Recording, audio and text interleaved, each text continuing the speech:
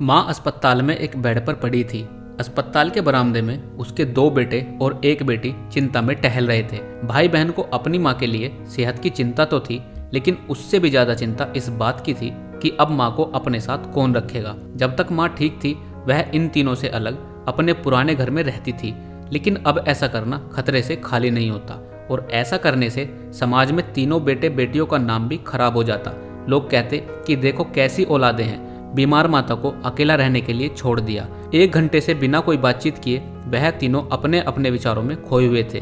फिर बहन ने चुप्पी तोड़ते हुए अपने बड़े भाई की तरफ देखते हुए कहा, भैया आप बड़े हैं, इसलिए आपका कर्तव्य है कि माँ को जरूरत के समय आप रखें और उनकी देखभाल करें। छोटी बहन की बात सुनकर बड़े भाई ने पहले अपनी पत्नी की ओर देखा और बोला, मैं इस बात से बिल्कुल भी इनकार नहीं करता कि बड़े होने के नाते मेरा माँ की देखभाल करने का कर्तव्य है, लेकिन तुम तो जानते ही हो कि मैं और तुम्हारी भाभी दोनों ही जॉब करते हैं। ऐसी हालत में माँ के साथ किसी न किसी को हर वक्त उनकी देखभाल करने के लिए उनके साथ ही रहना पड़ेगा, जो हमारे लिए बहुत ज़्यादा मुश्किल हो जाएगा।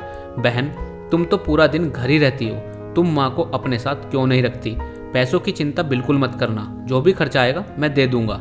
सुनील भैया आप तो जानते ही हैं कि मैं माँ से कितना प्यार करती हूँ, लेकिन आप यह भी जानते हैं कि मेरे ससुराल वाले कैसे हैं। मैं यह बिल्कुल भी बर्दाश्त नहीं कर पाऊंगी कि कोई मेरी माँ को और मेरे भाइयों को भला बुरा कहे, इसलिए अच्छा यही होगा कि माँ को मनोज भाई के यहाँ रखा जाए। बड़े भाई सुनील ने भी छोटे भाई मनोज के यहाँ माँ को रखने के लिए सहमति जताई। आप यह कैसी बातें कर रहे हो? क्या आपने नहीं देखा है कि माँ कभी भी मेरे घर 2 दिन से ज़्यादा रुकी ही नहीं है? उसका मेरे यहाँ मन लगता ही नहीं है, फिर कैसे वह इतने दिन मेरे घर पर रह पाएगी? छोटे भाई ने अपनी असहमति जताते हुए कहा।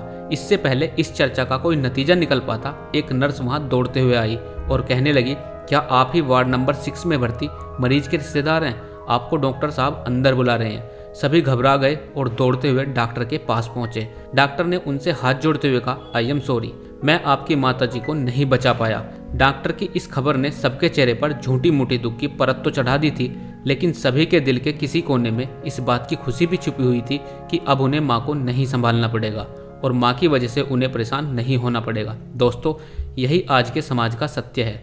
यहाँ लोग ऊपर से जो दिखते हैं वह अंदर से नहीं होते। जो माँ बाप अपने 4-4 बच्चों को बिना किसी शिकायत के बड़ी आसानी से संभाल पाते हैं, आगे चलकर जरूरत पड़ने पर यही 4 बच्चे मिलकर भी उन्हें नहीं संभाल पाते या नहीं संभालना चाहते। दोस्तों, आपको ये वीडियो कैसी लगी हमें कमेंट बॉक्स में ज़रूर बताना और ऐसी ही वीडियो पाने के लिए हमारे चैनल को सब्सक्राइब करना बिल्कुल मत भूलना। देखने के लिए धन्यवाद।